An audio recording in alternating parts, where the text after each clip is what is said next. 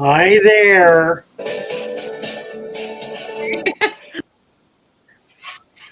Good morning, Father Fish. Good morning, everyone. Good morning. Nice to see everybody. I think everybody's here. Yeah, I think we do have a lag. Yeah, I think you're probably right. Let me put I'm the up and link down up coming. again. Yeah. Oh, Monster Fish Gal. Hello, Laura. How are you, Laurie? What am I doing? What is that?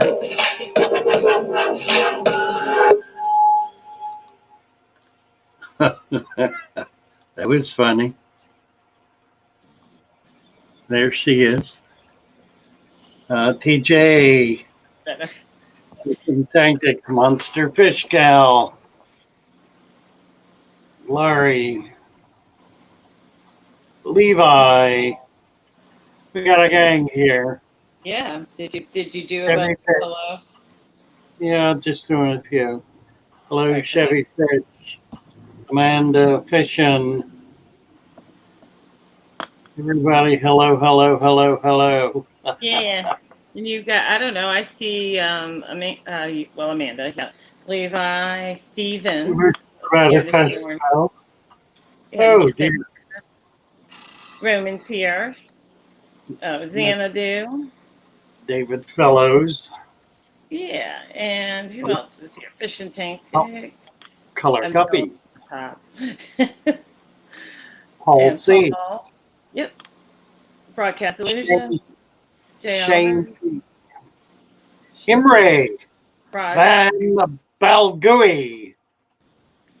Hello, Imre. Yeah. And Lori's here, Monster Fish Gal. Chevy Fish. Cooper Cichlids.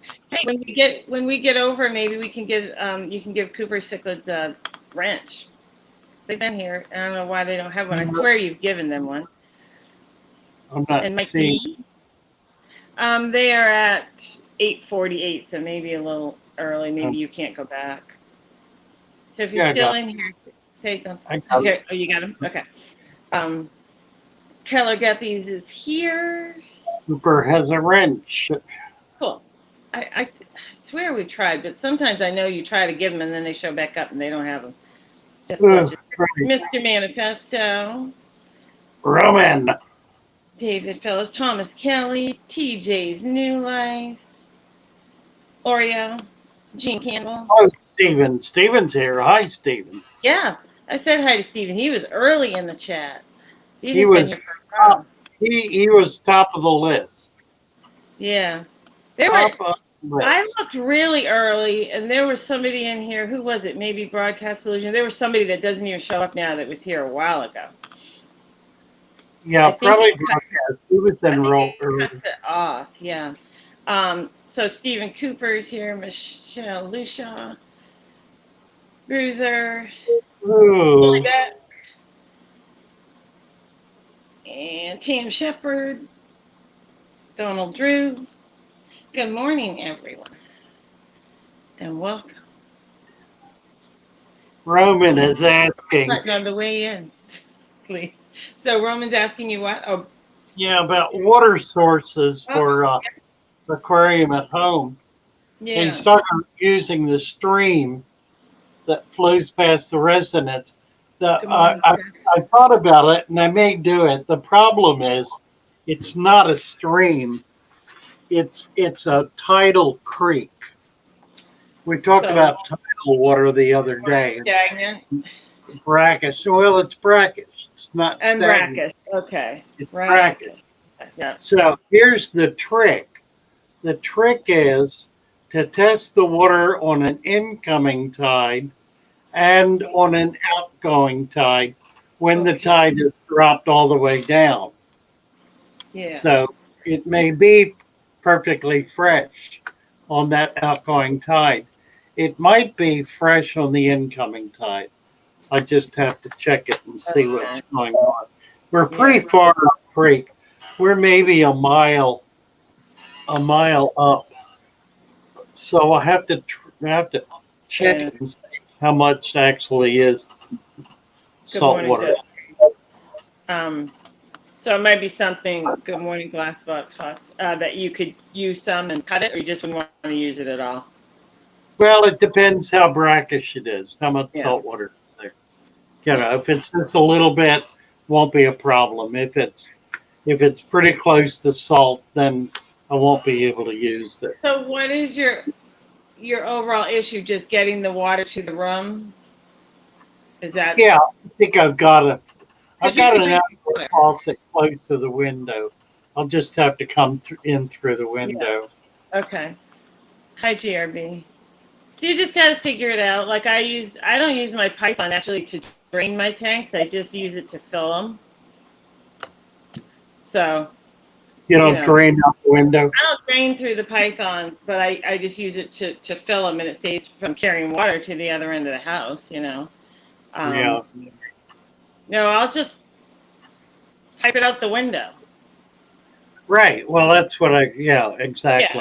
Yeah, my wastewater, I just throw out the window, and then, when I need to fill the bigger tanks, I mean, I don't mind carrying buckets to the smaller tanks, but the bigger tanks, I just use my Python to fill.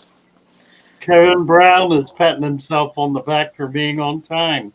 Good job, Kevin. Well, we are taking attendance. Maybe that's what we should do. We shouldn't call it good mornings. We should call it taking attendance.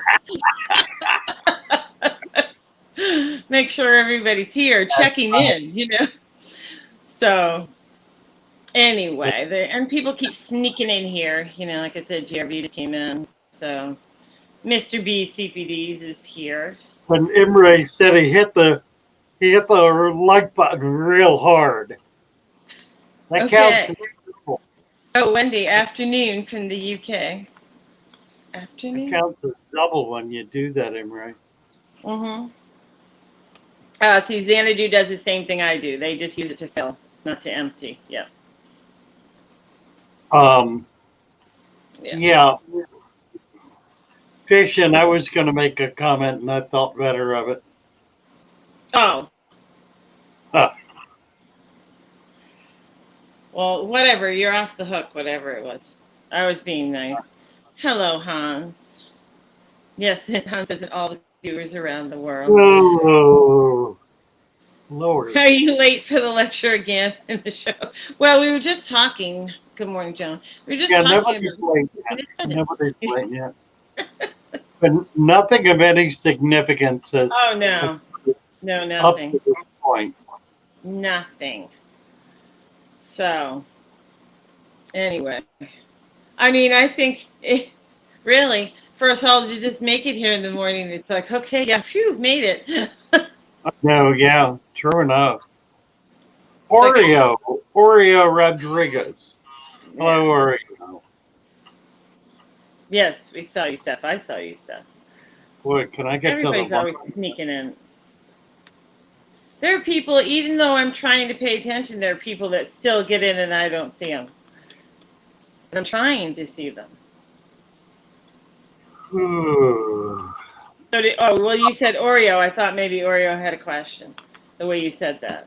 GRB's got an interesting comment. He was talking about the Goliad Farm fish losses. Oh, I didn't see those. I'm aware of Goliad Farm, but I didn't even think about the fish loss. Wow. Yeah, they have big losses.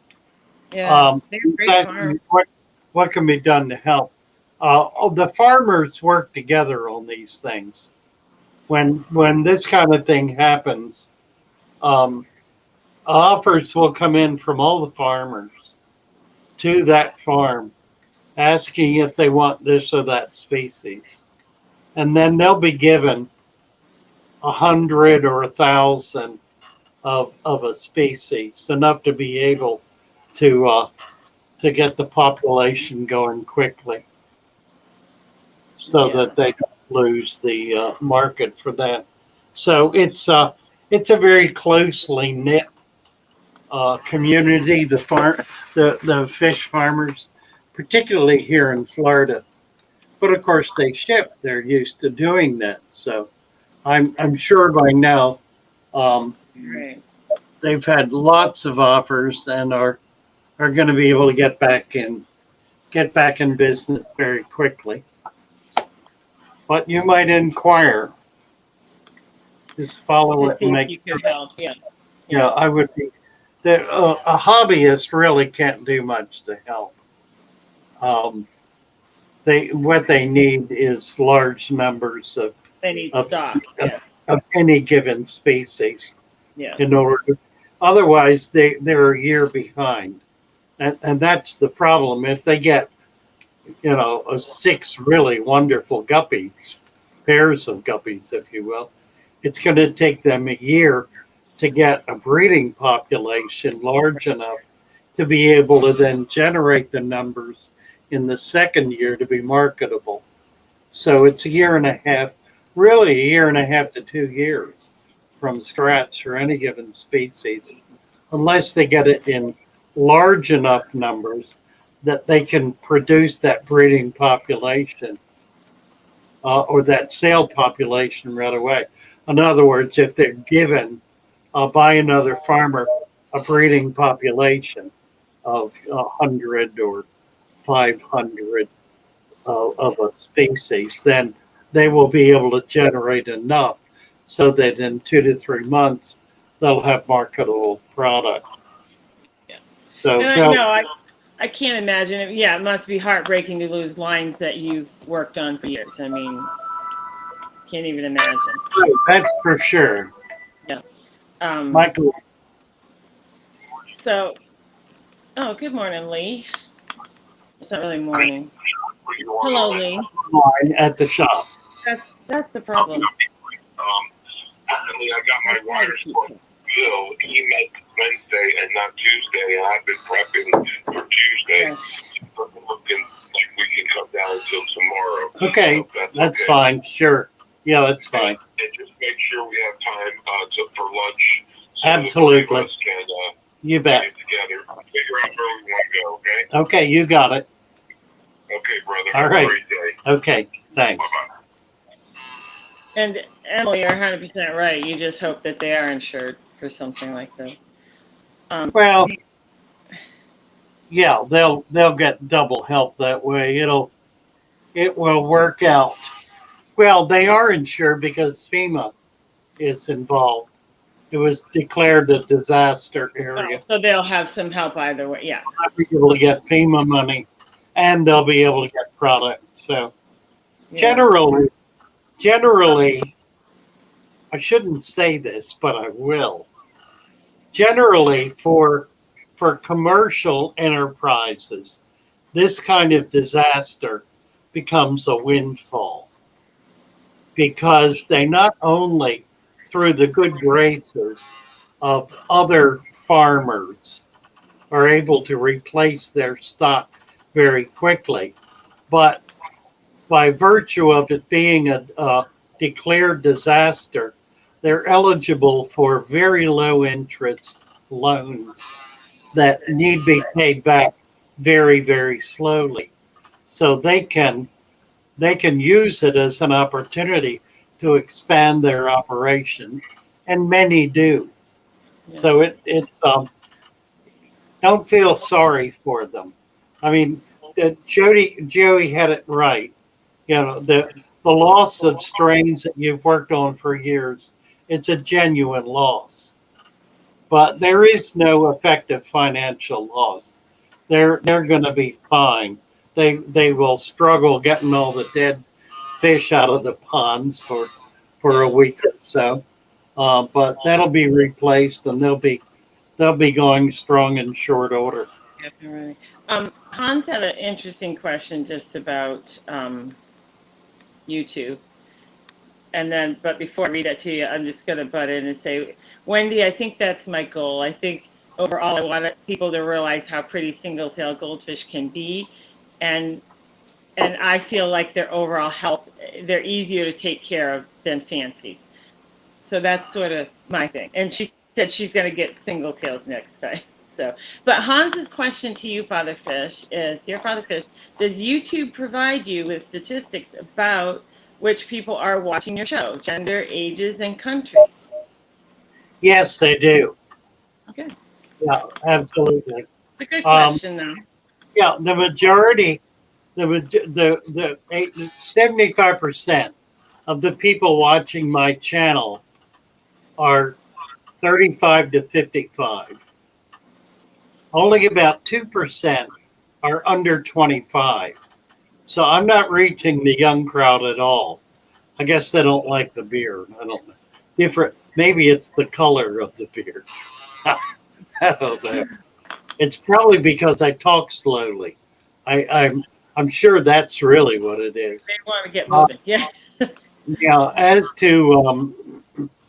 As to geographical area, of course, it's roughly 90% U.S. and Canada, with 3 or 4% in Europe, England, and 1 or 2% in the Far East, India, and the Asian crescent. No percentage to speak of from the southern hemisphere, except for Australia. About 1% in Australia, as I recall. But it's real interesting. Yeah. I thought about doing a translation, but I had difficulty figuring out who I should do it for, because there really were not that many people. Probably if I did it, it would be for like the Philippines or Indonesia, probably Indonesia, since that's a really huge country with a very large fish keeping population. Something that would pick up the Fertile Crescent.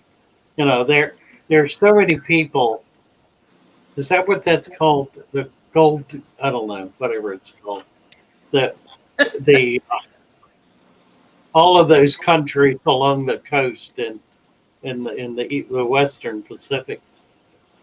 Um, there's YouTube is very big in those populations. We're getting a tiny fragment of what's available there. And by we, I mean the fish fam here, essentially in the States. And the other issue is that when we talk about the fish fam, what we're really talking about is the U.S. contingent. There are people doing fish channels all over the world in many other languages, and they never associate the language barrier has not been broken down, not in a way that's effective in any case, and I don't know that it can be.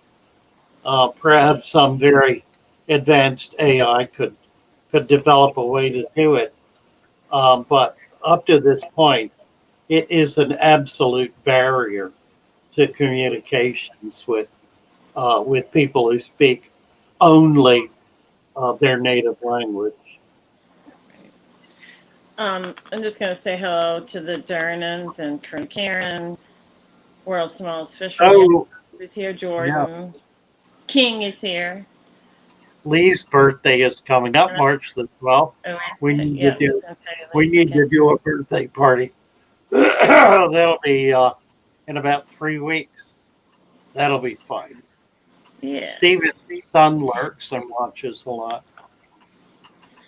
Hannah says, I took goldfish in from someone. I was going to set up a tank with a deep substrate, but coming across information that this is not suitable for the fish can come to harm by ingesting it. Is this true?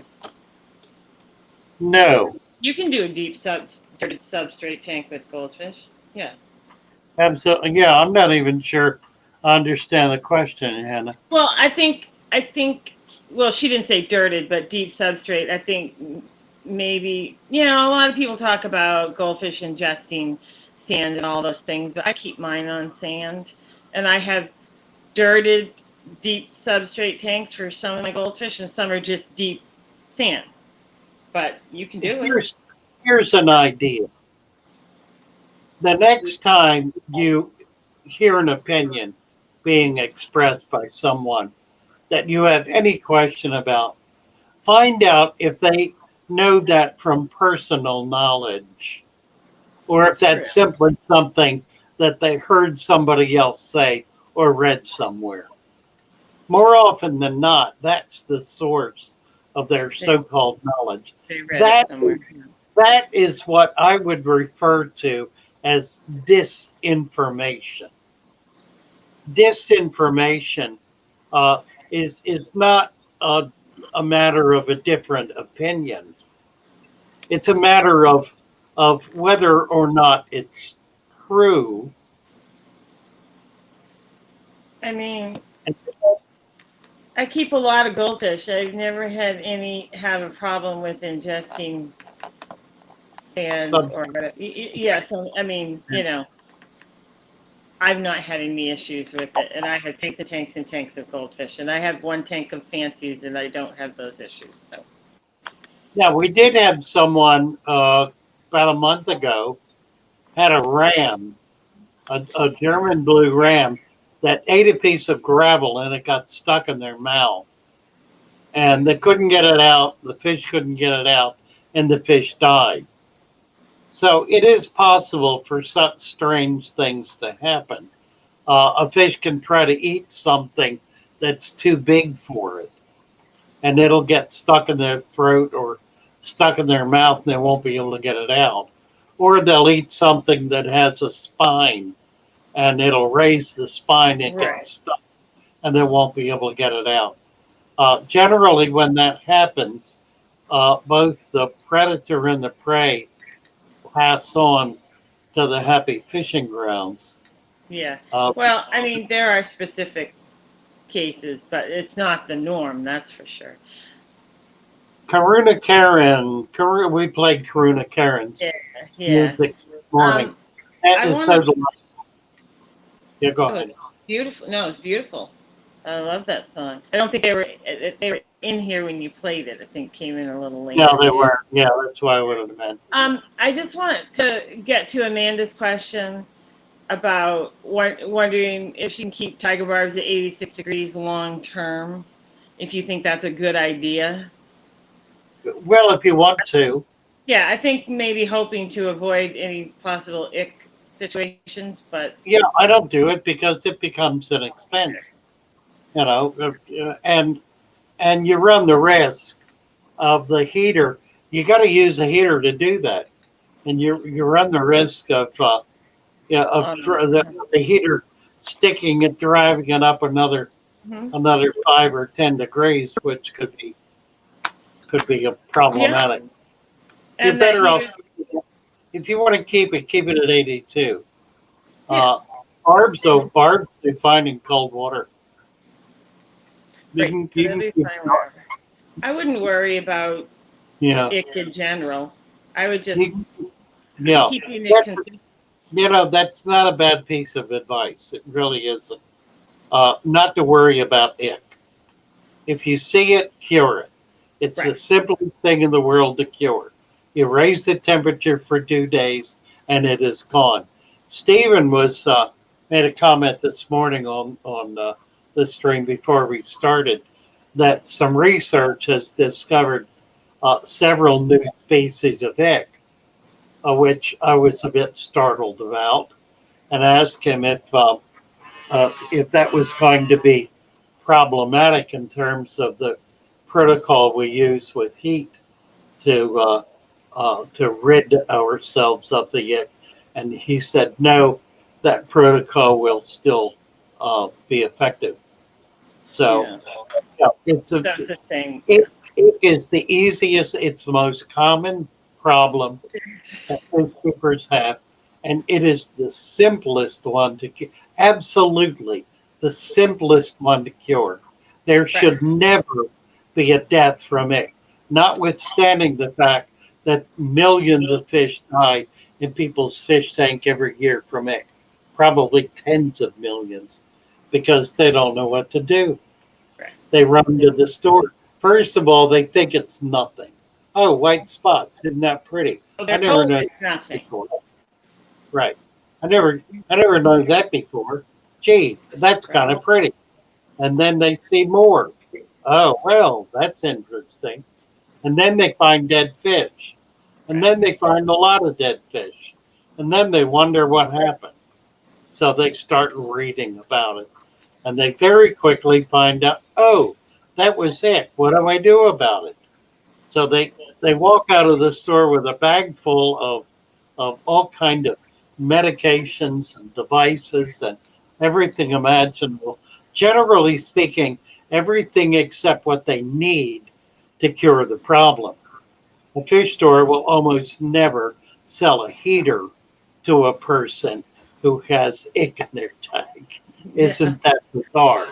And it demonstrates the ethical lapses that exist in this hobby and perhaps in industry in general, where but I think particularly in this hobby, where there is an accepted expectation that when you go into a store, a fish shop, because you've got a specific issue, you're going to come out $100 poorer minimum and a bag full of stuff that has limited, if any, effective use.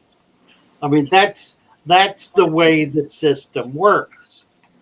And that has occurred because of the big box stores. It's occurred because the manufacturers have been willing to sell their product in large lots at a deeply discounted price that they do not make available to the local fish store. And the local fish store is screwed. And that's why they're out of business, because they can't compete. They can't compete. I'll give you a perfect example. The $1 a gallon fish sale at PetSmart. The reason PetSmart can sell fish tanks at $1 a gallon is because they are owned by Central Pet. And guess what else is owned by Central Pet?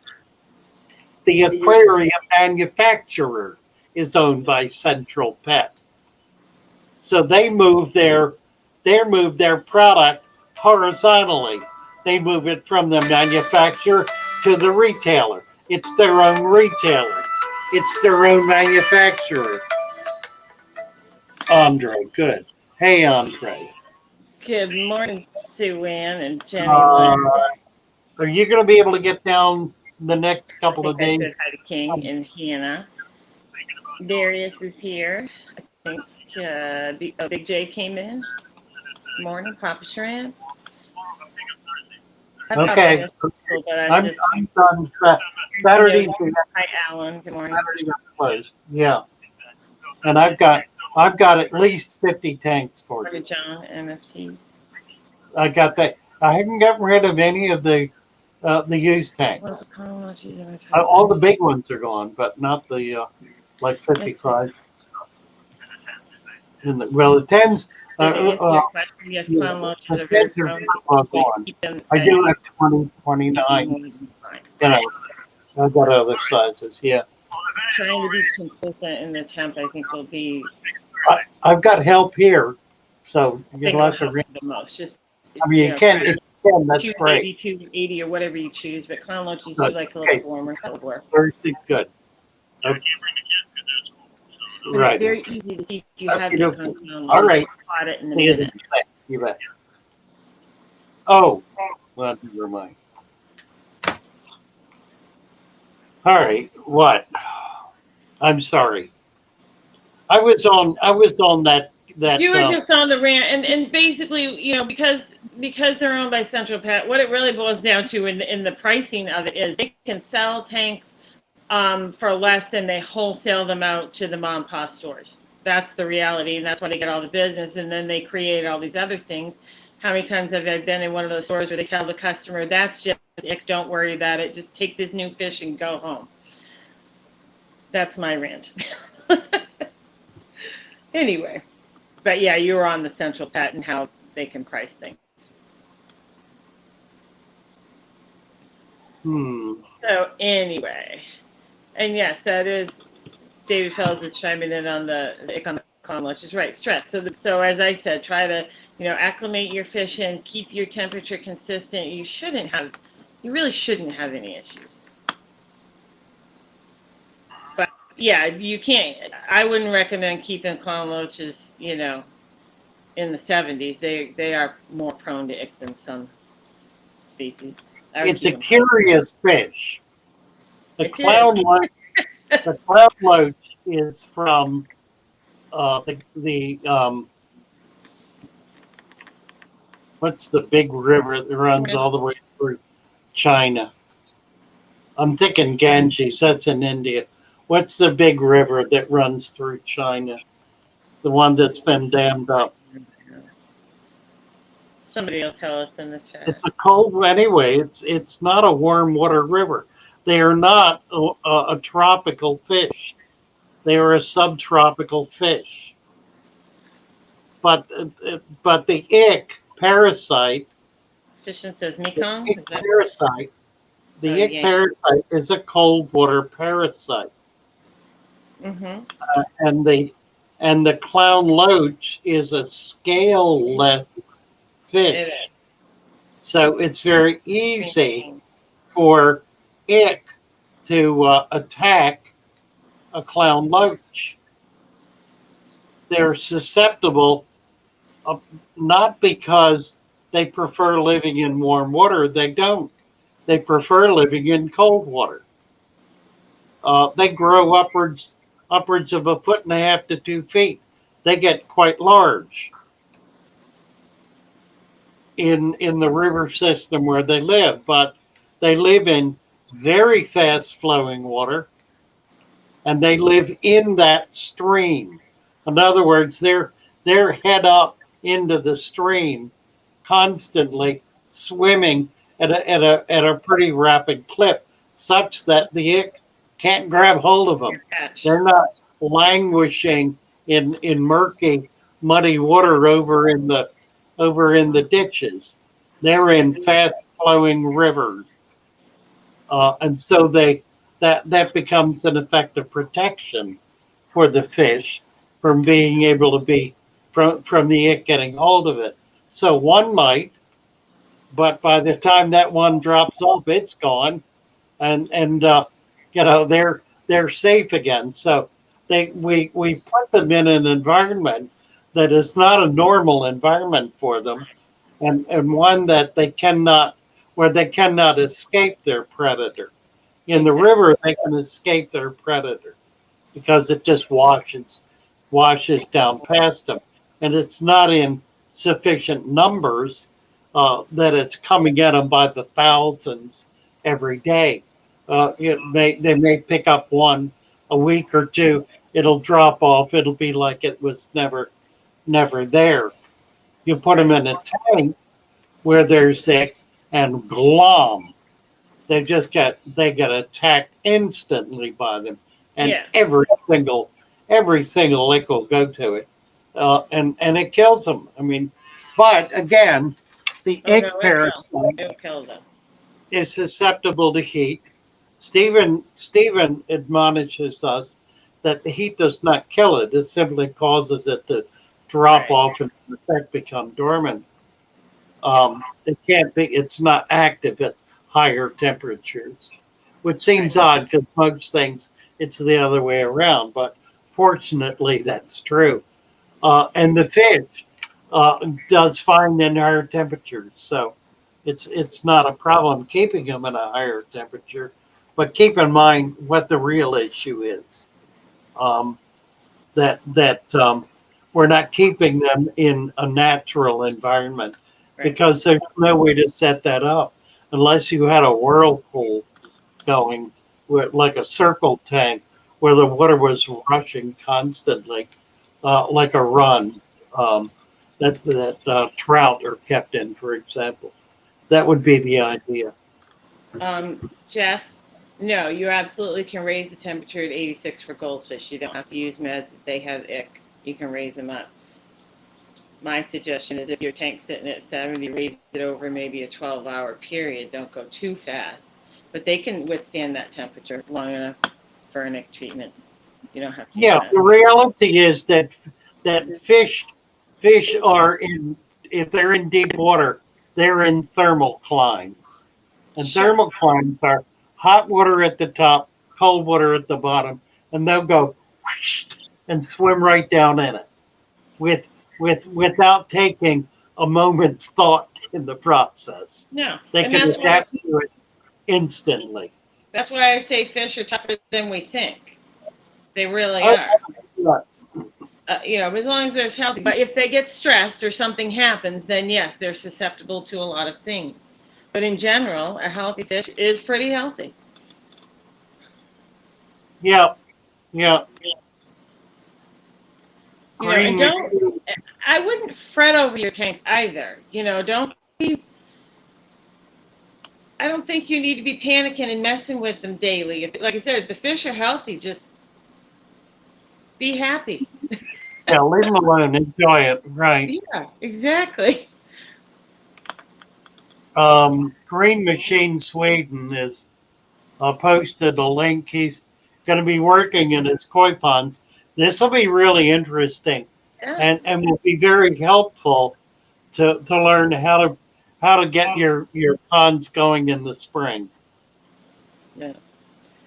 Amanda, David, I have con loaches for a long time, and they got really large. I just ended up um, letting them go. I took them into a store to sell them, but I never had any problems. I kept my tank, like at about 80 degrees, and I had them for I think 2 or 3 years. So just get them in your tank, get them established. You'll be fine. yeah, Green Machine has made another comment about temperature swings at night. Of the larger the body of water, the more volume there is, the slower it is to change temperature. Obviously, a little goldfish bowl, a betta bowl, put that in a cold area, and temperature's going to change very quickly. But you put a 55-gallon tank, and the change will be negligible because it takes longer for all of that water to drop in temperature. So he's saying it acts as a heat sink, Yeah, as a cold thing too. Really, yeah. right. Um, and Johan had asked basically the same question about the fluctuation, so we've answered that.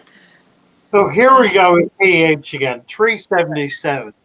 My pH has been spiking lately. Was always equal to tap. Is it possible for it to spike throughout the day and go back down at night as much as 1 ppm? Like you mean like 7 to 8 or 7.5 to 8.5? That kind of change. Um,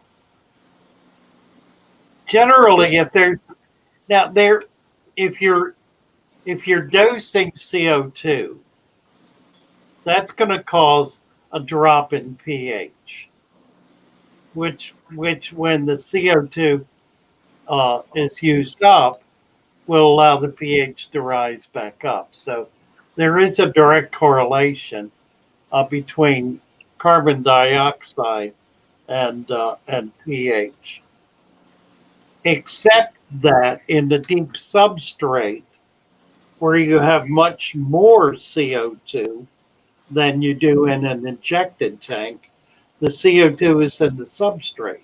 It's not in the water column. So it doesn't affect pH.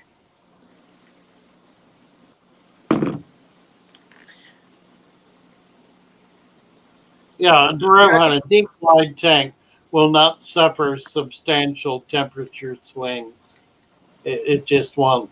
It'll obviously drop if your temperature drops in the fish room by 10 degrees and stays down.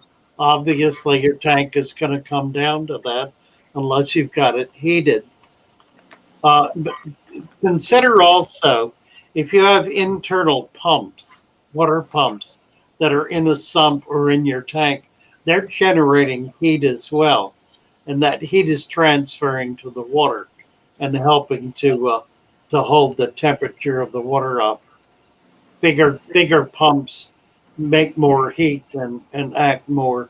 I've had it become a significant factor when I had several water pumps in tanks. Right. 7, 8 to 8. 7, 8 to 8. I don't even believe 8, 8. That's 8.8 is. I don't even think it's achievable. Check out your meter, your whatever you're using to check your pH. Don't use sticks. If you got these little sticks, they're not a bit of good. Use the drops. That's about the best way to test. Even the meters can get out of whack. The drops, sodium, what is it called? Sodium, I don't remember the chemical that's used to measure pH. Yeah. Thiosulfate, sodium, no, that's not it. I don't remember. Okay. I'll look it up. Hi, Roz. So King has a couple questions. Have you seen any of those? The first one is, you suggested added sodium bicarbonate for raising KH. How often do you recommend it to be done? And then they have another question below that. Yeah, Green Machine saying raise the KH. If you've got 8.8, you've got stupendous KH. It could not get up that high without very high KH. So I don't know what, I have no idea what's causing that. I tend to disbelieve it's happening. Okay, so the next question is, can calcium carbonate or marble pieces be added to the tank, which will cause a gradual and constant release of carbonates? Is that advisable?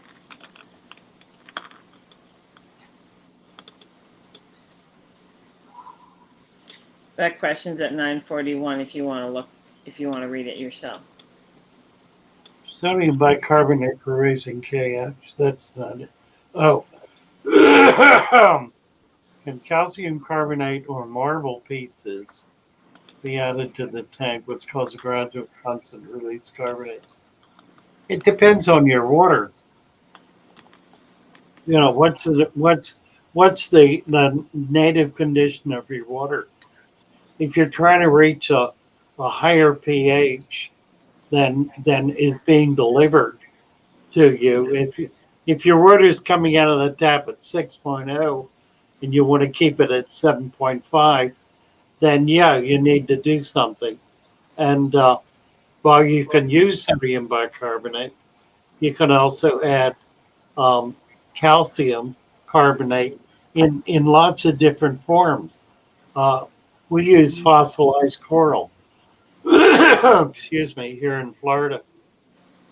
Yeah. As a way of raising it. That works pretty well, and will hold it relatively stable. The issue, of course, in Florida is that our water's already got rocks in it, so putting more rocks in it is kind of counterintuitive. Yeah. Jean wants to know, I guess, struggling with light on an axolotl tank. There's natural light in the room, and she's worried about the plants. And I'm not sure what the struggle is with the light. Is it because you think it's heating up your tank and you're trying to keep your tank cooler? I'm not really quite sure where she is. Axolotls are blind, or virtually so.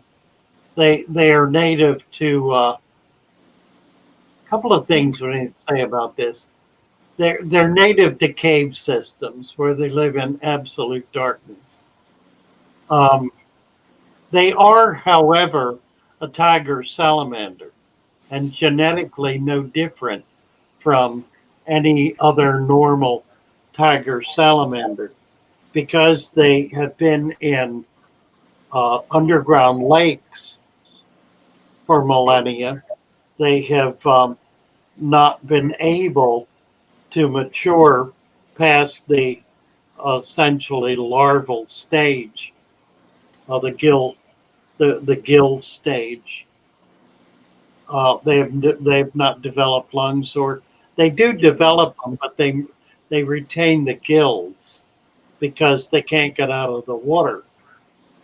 Yeah. So it's actually nothing more than a tiger salamander, which is an extremely common salamander that that if it has been in darkness for millennia, has lost any color pigmentation, has lost the ability to use its eyes, and has retained gills, external gills, in order to be able to breathe.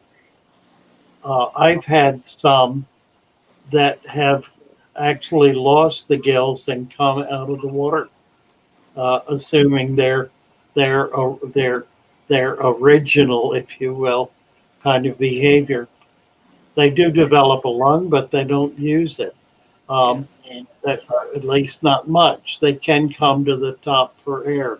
So when you see them doing that, they're using their lung to do that. So far as the lung is concerned, I don't. It's not going to hurt them.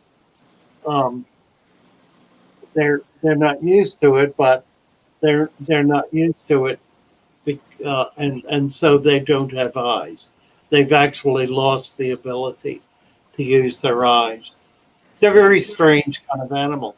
When you think about it, the environment has changed some of the basic physiological characteristics of the animal by simply being an environment in which they are not otherwise able to function or be normal.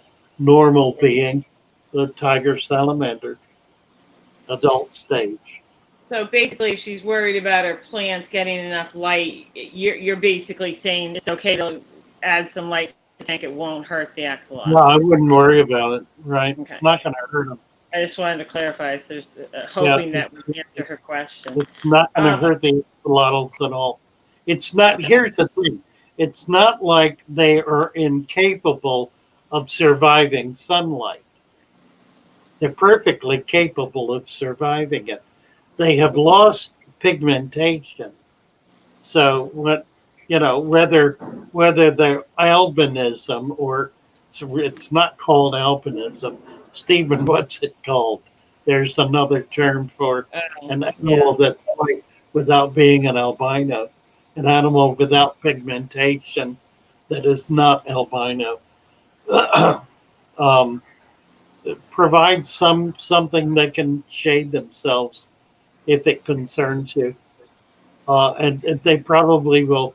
They'll probably ignore it, but try it and see. Yeah. I've not had them long. I've had them and I kept them in relatively darkened tanks. So I don't know about intense light on axolotls. Um, I would doubt that it would hurt them. Yeah. So I'm just scrolling through here and just seeing, some things go back to things we're talking about, but this is a good point, and it is true. Mr. Manifesto says even external pumps add heat. The water passes through. Absolutely, the pumps, your hang on the back filters, they all add heat to your water. They truly do. And then Right. someone else, who was it? Oh, Mr. VCPD says, wouldn't a deep substrate help stabilize temperature? And I feel it does. I think it's easier to heat tanks that have a deeper substrate than a bare bottom tank. I personally would agree with that statement. Father Fish may not. I was just reading his comment by Stephen at 9:48.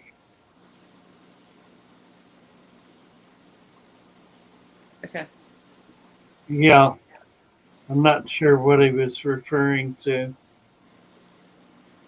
whether it was Green Machine's comment or mine.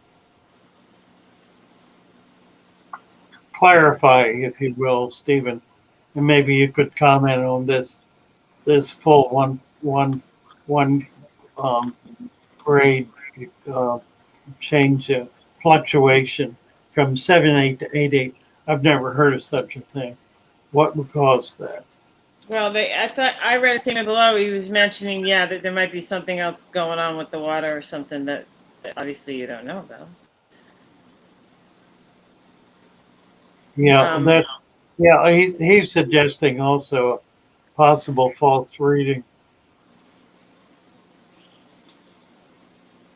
Oh, if I was going to test for something and I was right, no, I would test again. Absolutely, I would test twice. And Like, test with something else, yeah, a different. before you start getting, off on a Yeah, tangent. Absolutely, be sure where you are. Do you want to King is wait on? my deep substrate bed from about 2.5 inches onward. Now, does onward mean up or down? That's turned black. Is that supposed to happen? And is that safe? If it's down, it's fine. If it's up, it's problematic. Is it up or down?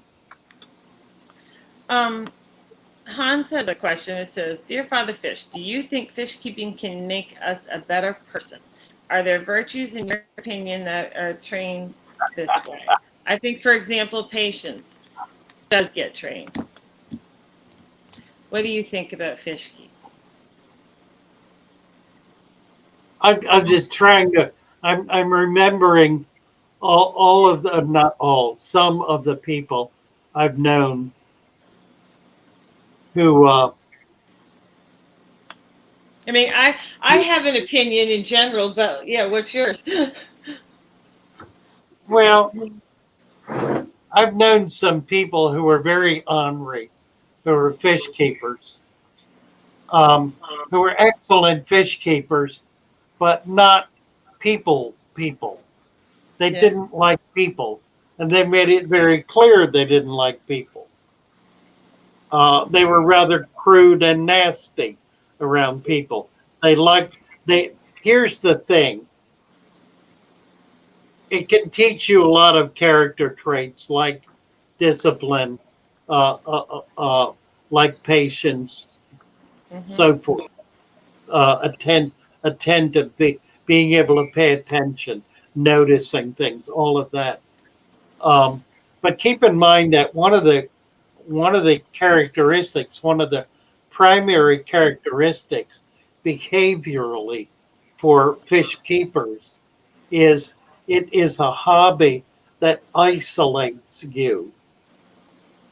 We here in this fish farm are overcoming the isolation that historically has been the dominant characteristic of a fish keeper. 50 years ago, fish keepers did not know each other. They kept their fish in isolation. They may go into a store and buy something, but they probably did not know another person who kept fish. I mean, literally. The only knowledge they had would be if they picked up a bunt barge, a magazine, a publication that had articles in it. And if they were real serious, they might do that, or they might buy a book written by somebody they didn't know. So that then, Innes was my best friend when I was a kid because I didn't know anyone else other than my grandmother who kept fish. So that's changed dramatically, but hermitage is a real issue, and I think it tends to feed into people who, not many, but there are some who prefer their isolation, prefer not to be around other people. It may well be, in fact, that what's happening here in the fish farm is it's attracting people who want to be able to share and not at all attracting people who don't. I dare say the folks who prefer to keep their hobby to themselves are not here in the shoal, are not in the fish fab. They're off by themselves doing their own thing. So yeah, it affects personality the way anything else does. I think personality is the prior influencer, though. What you'll notice is a person's personality and character traits determine how they keep fish, rather than the reverse.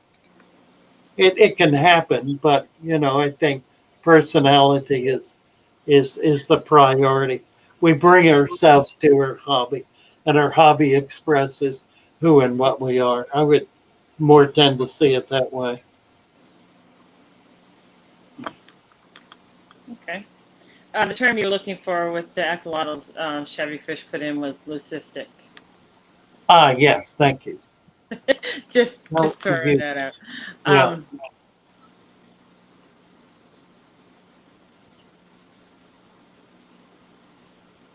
Sorry, I'm just looking for a question. Because some of it's talk back and forth with Stephen, and which is good. Just trying to find something. Oh. And yes, Jean says that she's read that light's bad for axolotls. So that's why she was trying to figure out how to do it so she can keep her plants healthy. Morning, Melissa. The Durnans are saying Episto Day can be grumpy, but he's renowned for his epistos. Well, there you go. True enough. Are the wild water fleas the same as cultured Daphne? Yes. Can I grow them out? Yes. Dave says, my fish don't talk back. Even my dogs do that. Well, there's that. Yeah.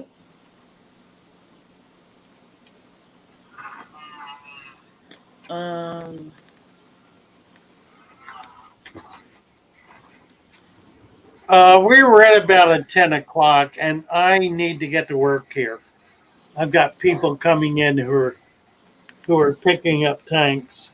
Okay, so you want to cut it a little shorter today? Yeah, I need to cut it off. So I think we'll do that right now, if y'all don't mind. Thank you so much for coming in. Let's play Karuna Karen's song again. I just love that so much. I will cherish that. Yes, you should. Yes, thank you everyone for coming in. And we get through a few questions. Hopefully, if there's something that we missed that's important, hopefully it can wait till tomorrow. Sorry if we missed it. Absolutely. See you all tomorrow. Starting next week, we'll be able to be real flexible with our time. Right now, I'm just jammed up. trying to get this shop shut down. Bye, all. Love you all.